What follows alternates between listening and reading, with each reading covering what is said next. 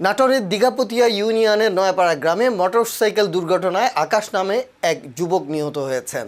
বৃহস্পতিবার 22 জানুয়ারি সন্ধ্যার দিকে আকাশ তার মোটরসাইকেল নিয়ে নাটোর বগুড়া মহাসড়ক দিয়ে যাওয়ার সময় পূর্ব হাগুরিয়া নামক স্থানে নিয়ন্ত্রণ হারিয়ে দুর্ঘটনার কবলে পড়েন।